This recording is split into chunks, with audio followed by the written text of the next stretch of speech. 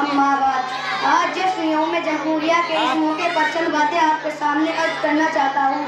आप लोग बहुशन खूबी जानते हैं कि हम सब यहाँ पर अपने वतन अजीज का जश्न यौम जमहूरिया मनाने के लिए जमा हुए हैं। हमारा मुल्क 15 अगस्त 1947 को आज़ाद हुआ था, लेकिन सबको बराबर का दर्जा देने वाला कानून अभी तक नहीं बना था।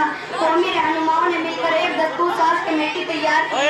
वर्षों की कोशिशों के बाद भीमराव अम्बेडकर की सदारत में हिंदुस्तान का कानून तैयार किया गया और हमारे इस्लाम जिन्होंने वतन अजीज के खातिर अपनी जानों का नजराना पेश किया, तन मन धन से सब कुर्बान कर दिया, उनको उलूफ के साथ सलाम पेश करते हैं।